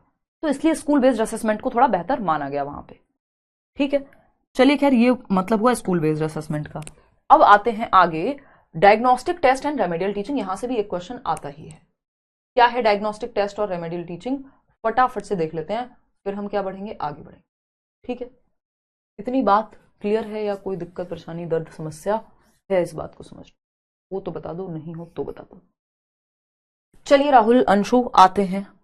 अब ये क्या है भाई, डायग्नोस्टिक एंड रेमेडियल टेस्ट, फटाफट से समझो एक वर्ड में। डायग्नोस्टिक का मतलब होता है निदानात्मक परीक्षण, निदानात्मक डायग्नोज करना, निदान करना, निदानात्मक परीक्षण। एंड को एवं लिख लेते हैं। रेमेडियल टीचिंग का मतलब था, रेमेडी मतलब दवा देना, उपचारात्मक शिक्षण, उपचारात्मक शिक्षण, टीचिंग को लिख दिया शिक्षण। ठीक है, इतने इससे ज्यादा आराम से और कोई क्या समझाएगा इस टॉपिक को, क्योंकि इसमें कॉन्सेप्ट्स इतने हैं, याद करने को पता होने चाहिए आपको। निदानात्मक एवं उपचारात्मक शिक्षण। डायग्नोस्टिक टेस्ट क्या करता है? डायग्नोज करता है, पता लगाता है, आइडेंटिफाई करता है, किसको? आइडेंटिफाई करता है गैप्स को। It identifies the gaps, identify करता है किसको? गैप्स को। लर्निंग में गैप्स कहां रह गए हैं, कमी कहां रह गई है ना, क्या कमी है, गैप कहां है, गैप्स कहां रह गए लर्निंग में, वीकनेस कहां है बच्चे की, स्ट्रेंथ कहां है, वीकनेस और स्ट्रेंथ, किस एरिया में मजबूती है, किस में दिक्कत है, ये सब पता लगा करके हमें देता है कौन? Diagnostic test. जब बच्चे को कोई भी दिक्कत हो, जब बच्चे को कोई भी दिक्कत हो, बच्चा सबसे पहले टीचर का क्या काम होना चाहिए? वो डायग्नोज करे, पता लगाए बच्चे को दिक्कत है तो उसका रीजन क्या है। दो बच्चे आपस में बात कर रहे हों, दुनिया में कुछ हुआ हो, आप पहले पता लगाते हैं कि दिक्कत क्या है, बच्चे को समस्या है कहाँ, कहाँ सीखने में कमी रह गई है, वो पता लगाएंगे आप। वीकनेस कहाँ है, स्ट्रेंथ कहाँ है। जैसे जब आपको बुखार होता है और 4 दिन तक बुखार है ना, आप डॉक्टर के पास जाएंगे और उन्होंने कहा कि तुमने दवाई ली थी कि हाँ ले ली थी जी हमने, ऐसे ही बिना डायग्नोज किए, क्योंकि बुखार था ये डायग्नोज किया हमने। भाई हम कहते हैं ना, बच्चे को माँ बाप भी कहते हैं घर पे कि अच्छा ये तो गर्म हो रहा है यार, इसको तो बुखार है, तो ये क्या है? डायग्नोसिस है, पता लगाया गया कैसे? हाथ पकड़ के, नब्ज से या सर पे हाथ रख के कि बुखार है। फिर उसके एक और लेवल क्या है नेक्स्ट डायग्नोसिस का, कि आपको डॉक्टर के पास ले जाया गया, डॉक्टर ने कुछ टेस्ट प्रेस्क्राइब किए, पता नहीं लग पा रहा क्यों है बुखार, सही नहीं हो रहा, वहां जाएंगे, ब्लड टेस्ट, डायग्नोस्टिक लैब्स होती हैं, जैसे लाल पैथोलॉजी लैब है आजकल, 1mg है टाटा का, और भी बहुत सारी ऐसी लैब्स होती हैं। पैथोलॉजी लैब में जाएंगे आप, डायग्नोस्टिक लैब में जाएंगे और एक टेस्ट कराएंगे, ब्लड टेस्ट, उससे पता लगेगा, बाद में रिपोर्ट्स आएंगी कि दिक्कत थी कहाँ। ऐसे ही टीचर भी एक डॉक्टर की तरह ही क्या करता है? डायग्नोसिस करता है, पता लगाता है कि समस्या है क्या। एक टेस्ट लेकर के, कुछ क्वेश्चन पूछ करके, कुछ एक्टिविटी करा के, 70 तरीके हैं पता लगाने के। तो निदानात्मक परीक्षण आपकी कमियों को, आपकी स्ट्रेंथ को, या कहां दिक्कत है, गैप्स को लर्निंग में पता लगाते हैं। अब अगर हम बात करें बिल्किस, तो फिर आती है उपचारात्मक शिक्षण की प्रक्रिया। उपचारात्मक शिक्षण क्या है? उपचार करेंगे अब आप, यानी आपने पता लगा लिया, आइडेंटिफाई कर लिया, पहचान कर ली कि कमियां कहां हैं, अब उसको सुधारना भी तो है। तो यहां पे आप क्या करते हैं? उपचार करते हैं। तो उपचार में आप दोबारा से पढ़ाएंगे, अगर किसी कॉन्सेप्ट में दिक्कत है, आप देख रहे हैं सारे बच्चे एक टॉपिक में फेल हुए जा रहे हैं, या ठीक से नहीं लिख पा रहे हैं, पता ही नहीं चल रहा, उन्हें कॉन्सेप्ट में क्लैरिटी नहीं है, तो रीटीच करते हैं कई बार आप, एक्स्ट्रा क्लासेस लेते हैं कई बार आप, है ना, कि बच्चे को दिक्कत है तो रेमेडियल क्लासेस चल रही हैं। दिल्ली गवर्नमेंट के स्कूल्स में रेमेडियल क्लासेस होती हैं गर्मियों की छुट्टियों में। क्यों? क्योंकि जहां बच्चे की कमी रह गई है जिन कॉन्सेप्ट्स में, उसमें रेमेडी दी जा रही है, उपचार दिया जा रहा है, दवाई दी जा रही है। पहले डायग्नोसिस होता है हमेशा, बाद में रेमेडी होती है। पहले दवाई खा लोगे और डायग्नोज हुआ ही नहीं, पता चला डॉक्टर ने हार्ट की दवाई दे दी, निकला बाद में पेट में दर्द, मतलब किडनी में प्रॉब्लम। तो रीटीच या एक्स्ट्रा क्लासेस, यानी रेमेडियल मेजर्स क्या हैं? आप इसको ठीक कर रहे हैं, जो गलती हुई है, जो कमी रह गई है, उसको ठीक कर रहे हैं, उसके लिए पढ़ा रहे हैं, या नए नए तरीके अपना रहे हैं, मेथड में चेंज कर रहे हैं, वो रेमेडियल टीचिंग है। ठीक है, ये आप कैसे भी कर सकते हो, बच्चे के लिए भी अलग से भी डिजाइन हो सकता है, पूरी क्लास के लिए भी हो सकता है, इट डिपेंड्स। ठीक, चलिए खैर, तो गैप्स पता करने हैं तो डायग्नोस्टिक, और अगर उनको सुधरवाना है तो रेमेडियल। अब कुछ टेक्निक्स हैं असेसमेंट की, आखिरी की तरफ हम आ गए हैं। टेक्निक्स हैं असेसमेंट की, यानी आकलन की कुछ तकनीकें हैं जिनके माध्यम से हम क्या करते हैं, पता लगाते हैं कि आकलन करना कैसे, उसके कुछ फंडे हैं, उसके कुछ वेज हैं, है ना।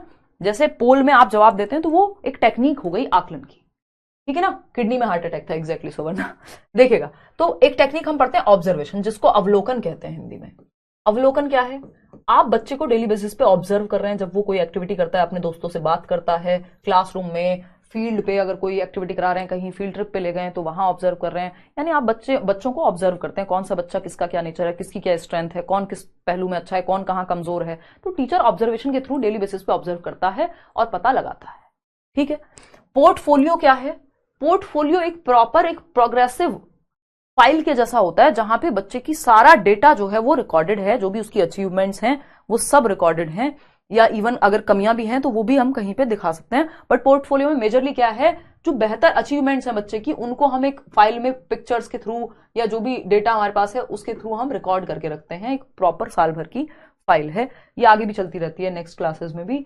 रेटिंग स्केल, रेटिंग स्केल क्या है, आपको जांचना है बच्चा किसी एक स्किल में, मान लीजिए डिबेट में कितना बेहतर है, तो आप कहेंगे on a scale of 1 to 10 आप क्या करिए, रेट कर दीजिए। टीचर ने कहा भाई आपका बच्चा 8 पे है, कि वो इतना अच्छा भाषण देता है कि उसका 8 स्कोर है, या बच्चा और किसी चीज में स्पोर्ट्स में है तो वहां पे भी रेटिंग, अलग अलग एक्टिविटीज के लिए आप रेटिंग स्केल का यूज कर सकते हैं। जैसे आप पिज्जा खाने जा रहे हैं आज की डेट में, तो पिज्जा वाला भी आपको कहेगा भाई रेटिंग कर जाओ, या आपने कुछ ऑर्डर किया कि 5 स्टार में से कितने स्टार दोगे। सोशियोमेट्री, सोशियोमेट्री यानी समाज मिति विधि कहते हैं इसको, इसके माध्यम से भी हम बच्चे का आकलन कर सकते हैं कि जब हम क्या बनवाते हैं। रूब्रिक पूछ रहा है कोई, यहां लिख देती हूं मैं, अभी बता दूंगी। समाज मिति विधि क्या है कि जब हम ये देख रहे हैं कि बच्चे का अपने आसपास के लोगों के साथ रिलेशन कैसा है, यानी उसके दोस्तों में वो कितना फेमस कह लीजिए, या फिर उसकी कितनी साठगांठ है। जब हम मॉनिटर बनाते हैं कहते हैं भाई कौन चाहता है कि ये बच्चा मॉनिटर बने, तो 4 बच्चों ने हाथ खड़े किए, दूसरे बच्चे को खड़ा किया उसके नाम पे 16 बच्चों ने हाथ खड़े किए, यानी हमें पता लग रहा है कि बच्चे के आपस में रिलेशनशिप कैसे है। इंटरव्यू क्या है भाई, इंटरव्यू आपको पता ही है, एक इंटरव्यूअर होगा एक इंटरव्यूई होगा, है ना, तो बैठ करके 2 लोग बात कर रहे हैं, आप टीचर डायरेक्ट क्वेश्चन पूछ रहा है बच्चे से उसके बारे में, तो ये इंटरव्यू हो गया एक तरह का। इंटरव्यू के भी कई सारे टाइप्स हैं, बट इतना जानना आपके लिए इनफ है।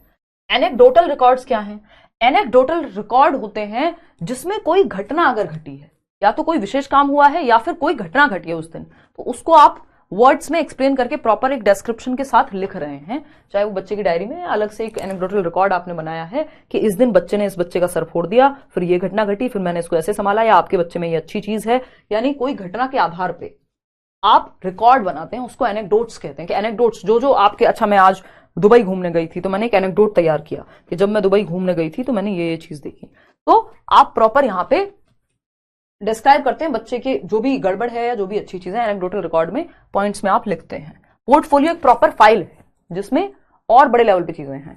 तो ये एक बेसिक बात हो गई। रूब्रिक कोई पूछ रहा था, अभी मैं बता देती हूँ कि रूब्रिक क्या होता है। फटाफट चाहते हैं रूब्रिक्स पे और समझते हैं। अगर हम बात रूब्रिक्स की कर रहे हैं, है ना, रूब्रिक्स होते हैं एक सेट पैमाना, एक सेट स्टैंडर्ड, एक सेट स्टैंडर्ड है रूब्रिक, एक सेट स्टैंडर्ड है या फॉर्मेट है जिसके आधार पे आप बनाते हैं कोई भी टेस्ट। क्या होता है वो टेस्ट? रूब्रिक बेसिकली एक पैमाना है कि भाई इतने % क्वेश्चंस इसमें इजी आएंगे, इतने मॉडरेट आएंगे, इतने डिफिकल्ट आएंगे, है ना, या हम ये जांचना चाह रहे हैं तो इस फॉर्मेट का पेपर बनना चाहिए। ठीक है। क्यूमुलेटिव रिकॉर्ड होता है एक क्लास से दूसरी क्लास में, वो भी ट्रांसफरेबल होता है। बच्चे का हाइट कितनी है, उसके बारे में जितना भी उसका हेल्थ का डेटा, ये सब क्यूमुलेटिव रिकॉर्ड में चला जाता है। अचीवमेंट टेस्ट है, आप ये जांचना चाह रहे हैं बच्चे को आता कितना है, तो टीचर ने एक अचीवमेंट टेस्ट बनाया और जांच लिया कि इतने % अब उसको आता है ना, डायग्नोस करने में मदद कर देगा वो। ठीक है ना, कोई बात नहीं मनीषा, डर लगना स्वाभाविक है। तो सेट स्टैंडर्ड के अगेंस्ट जब आप कुछ बना रहे हैं कि इतने % क्वेश्चंस पेपर में इजी आते ही, आपको पता है 50% से ज्यादा क्वेश्चंस या 60% इजी नहीं तो एटलीस्ट 20% मान लेते हैं, चलो 40% क्वेश्चंस जो हैं इजी होंगे पेपर में। मॉडरेट होंगे कितने? 60%। मॉडरेट होंगे मान लीजिए 55%, मॉडरेट बीच में कहीं। Difficult questions 5%। तो ये इस पैमाने के तहत जो है आपका पेपर डेवलप किया जाएगा, इस सेट स्टैंडर्ड के तहत। तो ये एक तरह का रूब्रिक हो गया। ये ब्लूप्रिंट थोड़ा सा डिफरेंट हो जाता है इससे। ब्लूप्रिंट में आप प्रॉपर देखते हैं, रूब्रिक एक सेट पैमाना है कि इसके अगेंस्ट आपको पेपर बनाना है। चलिएगा खैर आते हैं यहां पे, समझते हैं कहानी। हम इवेल्युएट करते क्यों है, हम जांचते क्यों है, मूल्यांकन की जरूरत क्या है। तो पहला है यहाँ पे to achieve teaching learning objectives, यानी शिक्षण अधिगम की प्रक्रिया के पहले हम उद्देश्य निर्धारित करते हैं। ये आपका बैच भी शुरू हुआ था तो उद्देश्य क्या था भाई, 2 महीने हमारे पास, हमें ऐसे तैयारी करनी है, 30 में से 30 आप ले आए, हम सारी चीजें जानेंगे। तो ये क्या है, एक ऑब्जेक्टिव सेट हुआ कि हम पढ़ क्यों रहे हैं, पेडागोजी की समझ बेहतर कर सकें इसलिए पढ़ रहे हैं, पेपर में पास हो सकें इसलिए कर रहे हैं, अच्छे नंबर ला सकें इसलिए बैच बनाया गया।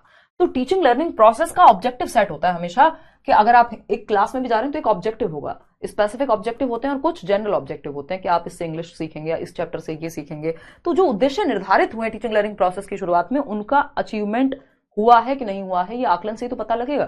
तो जो टीचिंग लर्निंग ऑब्जेक्टिव्स हैं वो अचीव हुए कि नहीं हुए, प्राप्त हुए कि नहीं हुए, उद्देश्यों की प्राप्ति हुई या नहीं हुई, वो इसलिए हमें जांचना जरूरी होता है, इसलिए हम टेस्ट करते हैं, एवेल्युएट करते हैं।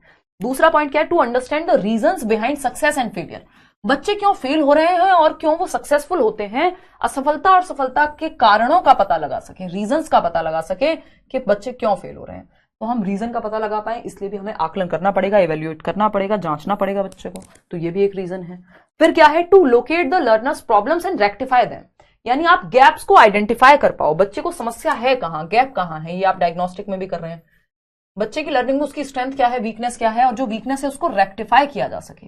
अगर जांचेंगे नहीं, कभी मॉक टेस्ट दोगे नहीं, पता कैसे लगेगा कि कहां दिक्कत है, ठीक है ना। तो विद्यार्थियों की समस्याओं का पता लगाना और उनका समाधान करना, ये भी एक उद्देश्य है, इसलिए भी आकलन होता है। To facilitate further progress and development. भाई टीचर को बेहतर कैसे कराना है बच्चे को, दूसरों से कंपेयर नहीं करना है बच्चे को, खुद से कंपेयर करना है बच्चे को। प्रोग्रेस एंड डेवलपमेंट, उसका विकास और बेहतर कैसे हो सकता है, होलिस्टिक डेवलपमेंट कैसे करा सकते हैं, उसके अंदर क्या बेहतर क्षमताएं हैं। तो बेहतर प्रोग्रेस के लिए टीचिंग मेथड्स में कहां चेंजेस की जरूरत है, टीचर्स को और बच्चों को दोनों को फीडबैक मिलता है कि कहां गलतियां हो रही है, कहां इंप्रूवमेंट की जरूरत है। तो अगर आकलन नहीं होगा तो ये पता नहीं लगेगा, तो इसलिए भी जरूरी है इवैल्यूएशन, ठीक है ना। To provide feedback to teachers about their own teaching. बच्चों को और शिक्षक को दोनों को पता चल सके कि टीचिंग प्रोसेस में कहां मेथड्स में चेंज की जरूरत है, कहां कौन सा मेथड अपनाना है, कौन सा मेथड काम करता है, ये सब उनको पता लग सके। इतनी बात क्लियर है। तो कुल मिलाकर के हम कहते हैं कि फीडबैक मिल सके। अब 2-3 क्वेश्चंस हैं जो इस बार के मुताबिक मैंने यहाँ पे लिए हैं, फिर उसके बाद हम आगे की बात करेंगे। कोई तो कुछ तो पूछ रहा है, सूडो मैच्योरिटी अभी समझा देंगे, मैराथन आ रही है ना। सूडो मैच्योरिटी बेसिकली बच्चे को लगता है 6 से 12 वर्ष की उम्र में कि वो बहुत बड़ा हो गया है अब, जबकि वो हुआ नहीं होता, लेकिन वो बड़ों की जैसी एक्टिंग करना शुरू कर देता है। तो उसको मैच्योरिटी सच में नहीं आई है, बट उसको लगता है, वो फेक मैच्योरिटी है जो उसे फील होती है, उसी को सूडो मैच्योरिटी कहा है रॉस ने, ठीक है श्वेता। तो फटाफट से एक क्वेश्चन आपके सामने देखिए एक बार। अगर हम बात करें असेसमेंट की, असर्शन की, teacher should employ multiple ways of assessment in their class. शिक्षक को अपनी कक्षा में मूल्यांकन के कई तरीके अपनाने चाहिए। कितने सारे टेक्निक्स अभी हमने पढ़े, ऑब्जर्वेशन है, पोर्टफोलियो है, ये है, वो है, ओरल क्वेश्चंस है, वाइवा है, 70 तरीके हैं। तो मल्टीपल वेज अपनाओ, क्योंकि बच्चे सारे एक जैसे थोड़ी हैं, मल्टीपल बच्चे हैं, अलग अलग तरह के बच्चे हैं, सब एक मेथड से थोड़ी ना जांच लोगे। बिल्कुल सही बात है, ये तो ट्रू है बात, ये अलग अलग तरीकों से बच्चे को आकलन करना चाहिए, तभी तो इतने सारे तरीके अभी हमने पढ़े हैं। अगर हम बात करते हैं रीजन की, इसका रीजन क्या दिया है, childrens success and failure in classroom can not be accurately and adequately determined only by a paper pencil test. यानी सिर्फ पेपर पेंसिल टेस्ट से आप बच्चे की सफलता और असफलता का पता नहीं लगा सकते हैं। तो हम तभी तो कह रहे हैं भाई फील्ड ट्रिप भी जरूरी है। स्कोलैस्टिक पक्ष को तो जांच लेगा पेपर पेंसिल टेस्ट कि उसका दिमाग में कितनी चीजें भरी हुई हैं, लेकिन जो बाकी पहलू हैं, को करिकुलर एक्टिविटीज, को स्कोलैस्टिक, सह शैक्षिक पक्ष, वो तो नहीं जांच पाएगा। उसके लिए आपको फील्ड ट्रिप पे ले जाना पड़ेगा, एक्टिविटी करानी पड़ेगी, पोर्टफोलियो से लेके, ऑब्जर्वेशन से लेके, कितने सारे तरीके हैं जिससे आप जांच सकते हैं बच्चे को किस फील्ड में वो कितना बेहतर। तो सिर्फ पेपर पेंसिल टेस्ट सही से एक्यूरेटली पता नहीं लगा सकते किसका। तो ये बात तो सही है, मतलब फॉल्स कहां है, ये बात ट्रू है। तो भाई टीचर्स को इसलिए मल्टीपल वेज का ध्यान रखना चाहिए कि एक्टिविटी करा के, ओरल एक्टिविटी करा के, कई बार पेपर सिर्फ एक मात्र तरीका नहीं है, मल्टीपल वेज से जांचना चाहिए, क्योंकि पेन पेपर से एग्जैक्ट पता नहीं चलेगा। तो first option is the right answer, both A and R true and R is the correct explanation of A. कि शिक्षक को अपनी कक्षा में मूल्यांकन के कई तरीके अपनाने चाहिए। कक्षा में बच्चों की सफलता और विफलता केवल कागज पेंसिल परीक्षण द्वारा सटीक और पर्याप्त रूप से निर्धारित नहीं की जा सकती। सिर्फ पेन पेपर टेस्ट लेके नहीं आप जांच सकते, इसलिए हम प्रैक्टिकल भी कर पाते हैं बोर्ड में, और फाइनल एग्जाम भी होता है। तो मल्टीपल वेज आप अपनाइए। तो ये बात तो सही है ना कि नहीं की जा सकती, सही रीजन तो है इसका कि भाई मल्टीपल वेज क्यों अपनाने चाहिए। हाँ अपनाने चाहिए। क्यों अपनाने चाहिए, क्योंकि सही से पता नहीं लगेगा अगर सिर्फ आप पेपर पेंसिल टेस्ट से कराएंगे। तो सही रीजन है, तो ऑप्शन 1 सही है। 3 क्यों कह रहे हो, आर में क्या दिक्कत है। फिर एक और क्वेश्चन हम कर लेते हैं, देखिएगा। अगर हम बात करें, आपने डरा दिया था फॉल्स लिख के, हाँ सोनवीर वो मैं आपको टेस्ट कर रही थी। असर्शन क्या है, teachers should use standardised IQ test to measure childrens intelligence. देखिए आईक्यू टेस्ट स्टैंडर्डाइज्ड वाले हमें अवॉइड करना चाहिए, है ना। स्टैंडर्डाइज्ड टेस्ट को हम अवॉइड करते हैं, बट नॉर्म रेफरेंस और क्राइटेरियन रेफरेंस पूछ ले तो हम उसकी और उसकी विशेषता पूछ ले तो हम कहते हैं ठीक है भाई। अदरवाइज नॉर्मली स्टैंडर्डाइज्ड टेस्ट से हमें बचना है, क्योंकि वो बच्चों पे ठप्पा लगाने की कोशिश करता है नंबर्स में। तो ये बात तो क्या है, शुड यूज, नहीं गलत है, नहीं करने चाहिए use. Standardised IQ test can predict intelligence accurately, नहीं, क्योंकि बहुत सारे ऐसे पैमाने हैं जो कहते हैं इंटेलिजेंस, जो गार्डनर की थियरी हमने पढ़ी थी वो तो कहते हैं आईक्यू टेस्ट एकदम खराब चीज है, आईक्यू को वो क्या करते हैं, भर्त्सना करते हैं आईक्यू की। जरूरी नहीं है ना, थॉमस एल्वा एडिसन आईक्यू में अगर अच्छे नहीं थे, स्कूल में टीचर्स को अच्छा नहीं लग रहा था, लेकिन वो तो इंटेलिजेंट थे। ठीक है, शहीदुल कह रहे हैं प्री रिकॉर्डेड क्लास है क्या, काश होती है ना, मैं भी आराम से फ्री बैठी होती अभी, पर वो क्या टेंशन होती। देखिएगा एक क्वेश्चन और है, इसको बाद में करेंगे, सबसे पहले ये लास्ट क्वेश्चन है, ये देख लेते हैं एक बार कि नॉर्म रेफरेंस्ड और ये जो रेफरेंस टेस्ट है सीआरटी और एनआरटी उस पे है। देखते हैं फटाफट से, इतने आप सॉल्व करो, मैं पानी पीती हूँ थोड़ा सा, बताइए जरा।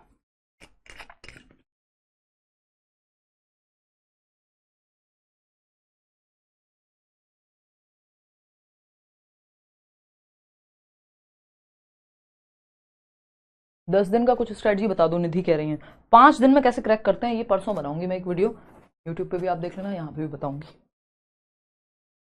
अगर हम देखें यहाँ पे, बहुत बढ़िया Nasreen, which of the following statements is not correct about assessment, आकलन के बारे में कौन सा एक कथन सही नहीं है। पहला ऑप्शन है norm referenced assessment is useful in diagnostic testing and remedial teaching, यानी मानक संदर्भित आकलन एनआरटी, ये आपके डायग्नोस करने में कि समस्या कहां है और रेमेडी कहां देने की जरूरत है वो बताता है। हमें पता है, ये तो साल के एंड में होता है, ये तो हमें बताएगा पास हो कि फेल हो, मेरिट में आए हो कि नहीं आए हो, है ना, सिंपल बात बताता है ये तो एनआरटी, ये तो परसेंटेज बेस्ड या मेरिट बेस्ड है। ये सारी बातें डायग्नोस करना रेमेडियल टीचिंग के लिए तो आपको सीआरटी का इस्तेमाल करना पड़ेगा, एक क्राइटेरियन का। Criterion referenced assessment is to evaluate the mastery learning of the students. हाँ, आप पता लगा सकते हो मास्टरी का, कि अगर 90 नंबर की जगह अगर कोई 140 ला रहा है तो आपको पता लगे ना किस लेवल तक आता है उसको। Criterion referenced assessment is useful in diagnostic testing and remedial teaching, बिल्कुल सही बात है। Norm referenced assessment tells us where a student stands as compare to other students in his or her performance, बाकियों के मुकाबले वो कहां खड़ा है बच्चा, तभी तो हम इसमें कंपेयर करते हैं उसके पीयर से, फर्स्ट कौन आया क्लास में, तो वो नॉर्म रेफरेंस टेस्ट है। मानक संदर्भित आकलन हमें बताता है कि एक विद्यार्थी अपने प्रदर्शन में अन्य विद्यार्थियों की तुलना में कहां खड़ा है या खड़ी है। बात तो सही है, ये तो होता ही है एनआरटी में। तो एक ही बात यहां गलत थी जो कि फर्स्ट ऑप्शन है, और जो गलत है वही सही है क्योंकि पूछा ही गलत है। तो मानक संदर्भित आकलन कोई निदान नहीं बताता, वो तो सिंपल बताता है आप अपने पीयर्स के कंपैरिजन में कहां खड़े हुए हैं, है ना, जब बाकियों से आपकी कंपैरिजन किया जाए आपकी ग्रोथ का तो आप कहां खड़े हैं वो बताता है वो तो ए ऑप्शन सही है। अब ये और क्वेश्चन आपके सामने है, अब इसमें आपको कई चीजें जानने को मिलेंगी। मैं वहां मजाक तो नहीं कर रही हूँ, किस बारे में भाई वर्षा, किस बारे में,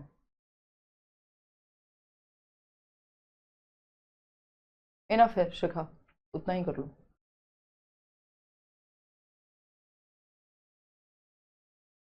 कोई कह रहा कितने दिन की तैयारी में क्लियर कर दिया था आपने सीटेट, यार हम तो टीचिंग ट्रेनिंग में तैयारी, अगर सीटेट एकमात्र ऐसा एग्जाम रहा है जिसको मैंने कभी सीरियस नहीं लिया, है ना, तो टीचिंग ट्रेनिंग में ही फर्स्ट ईयर में ही ऐसी मजाक मजाक में देने चले गए थे, थोड़ा बहुत देखा था, एक किताब सी आती थी, मतलब बुक आती थी एक कंप्लीट जिसमें सारे सब्जेक्ट होते थे, और वो सबसे बड़ा ब्लंडर था कि वो कंप्लीट बुक लेने का कोई फायदा ऐसा सच होता नहीं है कि जिसमें सारे सब्जेक्ट्स ही दिए हों, बट क्योंकि हम लोग रेगुलर करते थे तो वो आइडिया था, वो बस पास ही हुआ था जस्ट पहली बार में, तो तैयारी वैयारी ऐसा कुछ की नहीं थी, कभी मन किया थोड़ा बहुत देख लिया, नहीं देखा, अपना वही फर्स्ट ईयर चल रहा था, तो ऐसी कोई तैयारी की नहीं थी।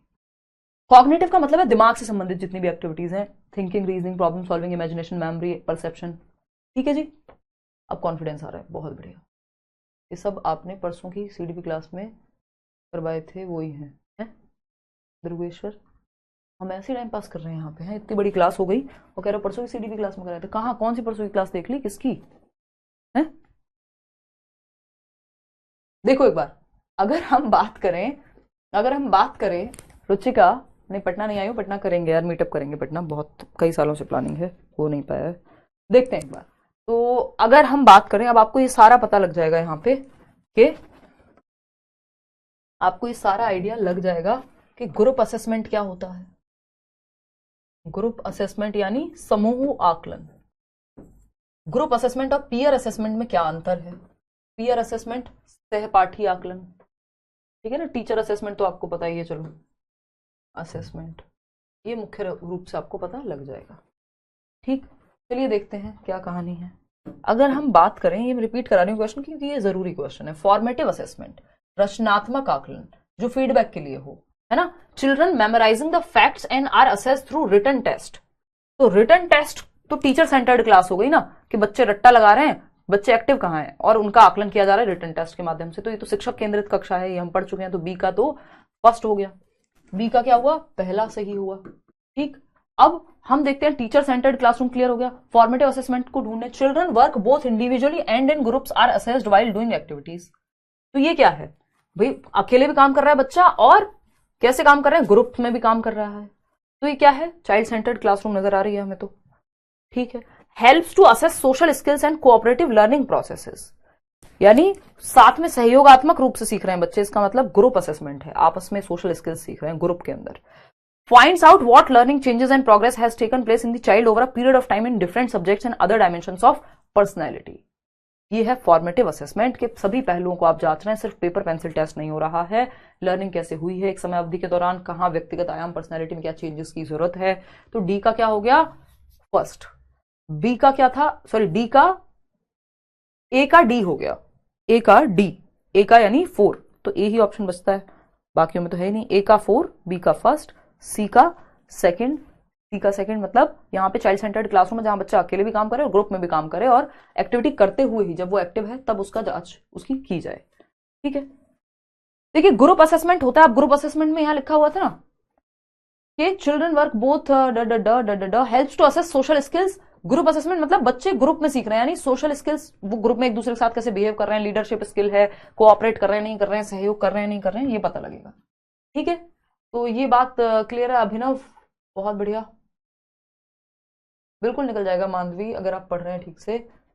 दुर्गेश्वरी, ठीक है जी, तो ए ऑप्शन सही हो गया। अब यहाँ पे एक सिंपल बात हमें ध्यान में रखनी है कि पीयर असेसमेंट होता है जब आपके क्लासमेट्स या आपके फ्रेंड्स आपस में एक दूसरे को असेस कर रहे हैं। असेसमेंट एज लर्निंग, क्लासमेट्स या आपके फ्रेंड्स या आप सेल्फ असेसमेंट एज लर्निंग में आ जाता है। असेसमेंट एज लर्निंग कह देना इसको आप, क्लासमेट्स आपके दोस्त कर रहे हैं फ्रेंड्स के द्वारा। ग्रुप असेसमेंट टीचर के द्वारा किया जाता है जनरली। टीचर जब बच्चों को ग्रुप में आकलन करे, बच्चे ग्रुप में आ रहे हैं, एक टेस्ट दे रहे हैं मतलब कोई वाइवा है जिसमें 5 बच्चों का ग्रुप बना हुआ है, तो वो ग्रुप असेसमेंट है, जहां वो आपस में कितना कोऑर्डिनेशन बिठा पा रहे हैं ये भी जांच पाएंगे आप। पीयर असेसमेंट जब एक दूसरे का आप बच्चे आपस में आकलन कर रहे हैं, तो ये है एज लर्निंग का ही पार्ट दोनों, चाहे वो ग्रुप असेसमेंट हो, डिपेंड करता है कैसे पूछा है। 5 दिन वाला बताएंगे 13 तारीख को। अब आपके मन में जो भी सवाल हो आप पूछ लीजिए, आज के लिए इतना ही है क्लास में, ये आपका टॉपिक कंप्लीट होता है। अब हम करेंगे एक क्लास आपकी कल इंक्लूसिव एजुकेशन की बचती है, समावेशी शिक्षा जिसको हम कह रहे हैं, और इसके बाद आपकी एक क्लास बचेगी फाइनल परसों पेडागोजिकल कॉन्सेप्ट्स की, जिसमें बहुत छोटी छोटी सी बातें हैं कि आपको क्यों, कहाँ, कैसे, क्या करना चाहिए, और एरर्स से बचना है, ऑल्टरनेटिव कॉन्सेप्ट्स हैं, मोटिवेशन क्या है, लर्निंग की बेसिक बातें हैं, बस यही सब है और कोई दिक्कत नहीं है। ठीक है, कोई कह रहा है एक बार लास्ट क्वेश्चन चेक करो, टॉप डाउन और बॉटम अप भी बता दो, वो अब मैं मॉक उसमें बताऊंगी। हिंदी पेडागोजी देखो 13 तारीख को, 13 जनवरी को शाम को 7 बजे यूट्यूब पे है आपकी मैराथन सीडीपी की। 15 को है आपकी हिंदी की, 17 को है आपकी इंग्लिश की। तो ये 90 नंबर तो आप पेपर 1 हो पेपर 2 हो, ये मैं यहाँ भी कोशिश करूंगी बाद में अपलोड करा दूं, बट आप यूट्यूब पे लाइव देख लीजिएगा इनको। ये 3 सब्जेक्ट आपके वहां से हो जाएंगे, टेंशन नहीं करनी, पढ़ाई करनी है। नॉर्म रेफरेंस टेस्ट आपकी इसलिए नहीं होता कि आपकी कमियां बताए, वो तो आपका बाकी बच्चों से आप कितने बेहतर कर रहे हैं वो बताएगा। ठीक है ना, इसमें क्या समस्या आ रही है मुझे बताओ, मैं एक बार फिर से बता देती हूँ। नेगेटिव पॉजिटिव वर्ड कल कराऊंगी भाई यूट्यूब पे, कल हो जाएगा। रचनात्मक आकलन की अगर हम बात करें तो बच्चा एक्टिव होता है रचनात्मक आकलन में, तो निजी, एकाकी और समूह दोनों तरह से काम करते हैं और उन क्रियाकलापों को करते हुए आके जाते हैं। बताओ एक बार, तो ये टीचर सेंटर्ड नहीं है, ये क्लासरूम जो है चाइल्ड सेंटर्ड है, जहां बच्चे ग्रुप में काम कर रहे हैं, इंडिविजुअली भी काम कर रहे हैं, और आकलन हो रहा है जब वो ग्रुप एक्टिविटीज कर रहे हैं। वो मैंने चाइल्ड सेंटर्ड में आपको पिक्चर दिखाई थी ना, वैसी सी बात है। सामाजिक कौशल और सहयोगी अधिगम प्रक्रियाएं, यानी ग्रुप में वो कितना बेहतर करते हैं, ये ग्रुप असेसमेंट से जुड़ा हुआ है। बच्चे तथ्यों को स्मरण कर रहे हैं, तो ये टीचर सेंटर्ड क्लास है जहां रट्टे लगाए जा रहे हैं। रचनात्मक क्या है, जहां बच्चा एक समय अवधि में उसकी विशेषता क्या है, उसमें दिक्कत क्या है, सारी चीजों का पता लगे। तो ये आसान तो है, इसमें क्या दिक्कत है। ठीक है जी, मनोज बिल्कुल कॉमन बात है, डर लगना एकदम स्वाभाविक बात है। 37 पेज के जो नोट्स है ना वो इनफ है, बिल्कुल आप पढ़ लो। कैसे हुआ, डी का 1 होना चाहिए। कौन से नशे हैं भाई ये, ग्रुप असेसमेंट 1 कैसे हो जाएगा भाई, सामूहिक आकलन, ग्रुप में असेसमेंट हो रहा है, ग्रुप असेसमेंट में बच्चे तथ्यों को स्मरण करते हैं और वे लिखित परीक्षा के द्वारा आके जाते हैं। देखिए, ग्रुप असेसमेंट का मतलब ये नहीं है कि वो रट्टे लगाएं। ग्रुप असेसमेंट में बच्चा एक्टिव मिलेगा, सोशल स्किल सीखेगा, एक दूसरे से कोऑपरेट करेगा। टीचर सेंटर्ड क्लास में बच्चा मेमोराइज करता हुआ मिलेगा आपको। ये वर्ड से नहीं समझे हो अभी तक? हाँ, यूट्यूब पे बिल्कुल क्लास होगी आज। तो ये पंगा है। चलिए, आज के लिए इतना ही रखते हैं। कोई और बात हो तो बता दीजिएगा। अब आप फटाफट से पूछ लो 5 मिनट में, आपके पास 5 मिनट का समय है। स्कोलास्टिक एंड को स्कोलास्टिक, स्कोलास्टिक है पेन पेपर टेस्ट या जो लिखने से संबंधित या सब्जेक्ट एकेडमिक सब्जेक्ट्स, शैक्षिक पक्ष। को स्कोलास्टिक है एक्टिविटीज, वो स्पोर्ट्स में कैसा है, पेंटिंग में कैसा है, ड्राइंग में कैसा है, ये सारी चीजें। फ्लूइड एंड क्रिस्टलाइज क्यों जानना है आपको? फ्लूइड इंटेलिजेंस होती है क्रिएटिविटी से जुड़ी हुई, 20 साल की उम्र तक पीक करती है। क्रिस्टलाइज होती है जो आप पढ़ के, ये जेपी गिलफर्ड ने इनको जो है, नहीं रेमंड बी कैटल ने दिया है, बट ये आपके सिलेबस में अब काम का बच्चा नहीं है ना। ओके, एनालिटिकल इंटेलिजेंस में आप एनालाइज करते हैं, चीजों को तोड़ के देख पाते हैं। एससी को कितना परसेंटेज चाहिए? देखिए, अगर आप किसी भी कैटेगरी से हैं तो आपको चाहिए 82 नंबर, 55%। और अगर आप जनरल कैटेगरी से हैं सीटेट में तो आपको 60% चाहिए, यानी 90 नंबर। डर लगना बिल्कुल स्वाभाविक है। जो नोट्स दिए हैं उनको मल्टीपल टाइम रिवाइज कर लो यार। और अभी तो हमें करनी है मैराथन भी। यूट्यूब पे 9 बजे लाइव होता है भाई, है ना। अब कोई बात हो तो पूछो। कोई कह रहा था मॉक टेस्ट हटवा दिए हैं, मैं एक बार बात करती हूँ उधर सर से, उनको इस बारे में ज़्यादा पता होता है, तो मैं एक बार पता कराती हूँ कि ऐसा तो नहीं हो सकता। मॉक टेस्ट तो अब डल जाने चाहिए थे सारे।